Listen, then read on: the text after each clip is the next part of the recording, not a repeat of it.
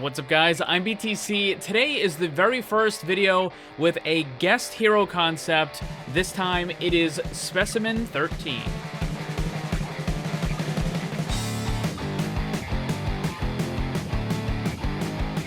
Ever since I started making hero concept videos, I've had lots of people asking if they can send in their own characters that I might include in some future video series, and now finally I'm going to start accepting them. There'll be a process and instructions for how to send that stuff in at the end of this video. What I'm most likely going to do is take a couple of them, put them into a single video, and kind of have like a breakdown or review of the different hero concepts. If you want to learn more about how to make a really good hero concept and what sort of techniques actual game developers use in order to make the characters in their games, I'm going to put a link on screen and down below. That's a video that I created a couple days ago. It will guide you through a whole bunch of really awesome stuff. So before you submit one of your hero concepts, I suggest you go and watch that video first. For this video, since it's the first one, I'm just going to take one character concept that actually comes from X-SEIDE-T, who is the artist who normally helps me with all of my own hero concept. He came up with the concept, the design, he obviously did the artwork, and he also created the abilities, and then he asked me to help him out refining the story and also adding the stats. So it's mostly his, I just helped out a little bit. The design goals I use for my hero concepts tend to be a little more complicated, but for Specimen 13, X-SEIDE-T pretty much just wanted to make a dinosaur. So hero creation method and goals boils down to he wanted to make a dinosaur because he thinks it's cool. And what he did was came up with the basic design, a basic story, and the abilities, and then I took all that stuff and as best as I possibly could made it work within Overwatch. Among the bioscientists at the Oasis Research University, it is often said our past and future is written within our DNA. Moira's devotion to science is undeniable, as her pursuit to discovery of new understanding is the only thing that matters, regardless of cost. Tests and various forms of experimentation that would never be sanctioned elsewhere are fully funded within Talon. Her work provided many boons for those very soldiers. While funding and equipment are not an issue, security has increasingly become one. Human guards can be coerced and bribed. Omnics were even worse, sharing the vulnerabilities of their human counterparts while having even more that are unique to Omnics. A large breach barely averted was enough to cause Moira to seek more drastic measures. To keep her research safe, Moira needed guards that could not be bribed or hacked or even bargained with, a security force that would be loyal and obedient until death. Someone more common might have thought about large dogs, but Moira's solutions were far from common. An older experiment of hers was brought out of the Mothbin, specifically involved birds of prey.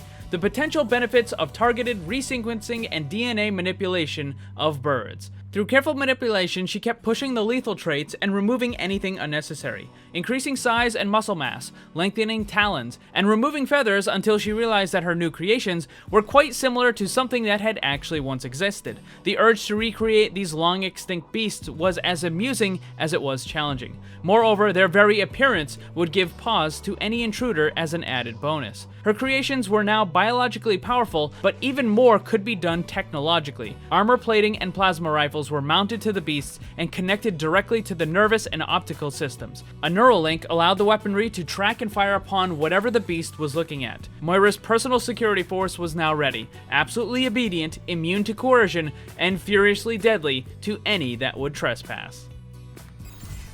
Clearly, this character design is leaning more towards something that's just fun, as opposed to a plausible inclusion to the Overwatch roster. But even with that, you can still make some really cool abilities, and I did my best to try to balance all of this stuff out. So the first one is that mounted rifle that's on the back of the Raptor. So the type is a hit scan, damage is 18 per hit, rate of fire is 1 per 0.135 seconds, spread angle is 1.8 max, ammo is 40, and reload time is standard 1.5 seconds. This is pretty similar to what you would find with Soldier 76 or Bastion. First ability is Predator Speed, type is self-buff, duration is 4 seconds, cooldown is 12 seconds, move speed gains plus 30%, and effect jump height is doubled. This is to allow the character to chase down enemies, and you're going to see how this synergizes with some of the other abilities in just a second. The next ability is Hunting, type is a self-buff, duration is 5 seconds, cooldown is 12 seconds, area effect is 12 meter radius around the Raptor, and it moves with the Raptor. The effect is Raptor is granted vision of enemy players, so just like the Sonic Arrow from Hanzo, this allows you to see through walls and see the enemy players on the other sides. However, this only gives that extra vision to the Raptor. The difference is that this will move around with the Raptor as the Raptor moves, whereas the Sonic Arrow is stuck in one spot. The next ability is Pounce. Type is physical, damage is 60 on impact, with 40 damage per second over time. Range is 10 meters, duration is 3 seconds, cooldown is 8 seconds. The effect is that it incapacitates both players, the Raptor and whoever you land on. Duration ends early if the Raptor receives damage. So this is kind of like a reverse on a sleep dart, where you have to put yourself in a position where you can pounce on the enemy, and then it takes both of you out where neither of you can really do anything. But for the duration, those 3 seconds, the Raptor is going to be dealing continuous damage over time to the enemy. But the enemy team can just simply attack you to knock you off. Now you're going to get that guaranteed damage from the impact and from at least a partial damage over time. So you're looking at roughly between 80 to 120 damage for just using this ability. In the video that I mentioned earlier about how to make good hero concepts, I went through the entire process of creating this ability, why I chose the different aspects of it, why I decided to go with certain damage numbers, all that kind of stuff. So once more, if you want to learn how to make good hero abilities and good concepts, go and check out that other video, and it will give you a really good idea on exactly how abilities are made. Next up is a passive called Talons. The effect is that quick melee attacks deal +5 damage, so going from the standard 30 up to 35. This was just kind of added for flavor because of the character design, because it is a raptor and it has these huge talons. The idea was that it could do more damage with these quick melees. It also kind of works with the Predator Speed and also the Pounce abilities, where you can just kind of activate it, run up on an enemy, slash them a couple of times with quick melee, and then you can pounce them to try to deal a lot of damage and finish them off. Specimen 13's ultimate is called Primal Carnage. This will summon 2 smaller raptors that have very similar function to what Specimen 13 does. The type is a summon ×2, damage per attack is 8, rate of fire is 1 per 0.135 seconds, duration is 10 seconds, the extra raptors both have 150 health per, charge requirement is 2000, and the effect is summon 2 smaller raptors that follow and assist Specimen 13. Their damage output is very similar to what Bob would do, except it's cut in half. Each raptor does about half of what Bob would do, which means if one of them gets taken out, then obviously it's going to be doing a lot less damage. But the difference is, while Bob has a ton of health, he's also stationary. These extra raptors will follow around Specimen 13, so they're very mobile and they can be healed and all that sort of stuff. So it's going to be a lot more difficult to hit them with a stun or a sleep dart or whatever it happens to be, because they're going to be moving around. So that kind of makes up for it. Also, if you take out one of them, or if you put one of them to sleep, then you still have the other one that's going to be able to attack. Now, their attack priority is going to be whatever enemy happens to be closest, unless the main raptor, Specimen 13, is attacking something, in which case they're going to focus and try to attack that target as well. It has the exact same logic and function that Torbjorn's turret does, where it'll attack whatever's closest unless you hit something with your primary attack, and then the turret tries to focus on that thing instead. So it's the same function as those.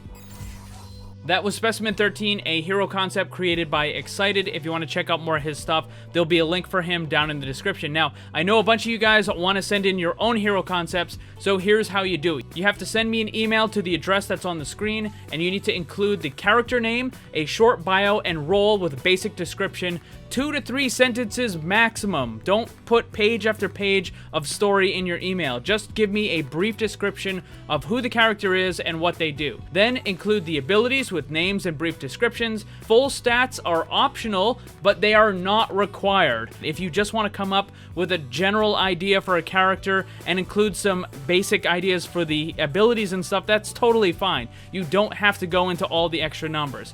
But you must include basic images, and they don't have to be amazing. You can use MS Paint if you want in order to make this stuff. It's stick figures, do whatever. Now, these images can be from other video games. So let's say you're making a futuristic soldier and you can't really draw, then just take pictures of Master Chief from Halo and include that in your hero concept. That's totally fine. It's not a big deal.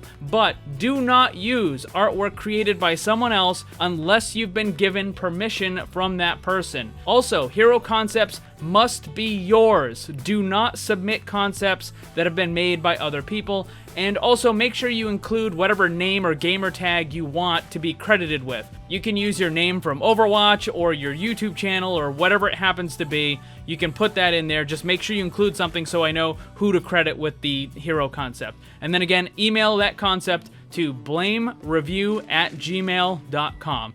And again, what I'll probably do is I'll pick a couple every week or every other week or how often I end up doing it, and I'll put them into a video, and I'll do a quick little review of the different hero concepts and talk about them, and we'll see how that goes.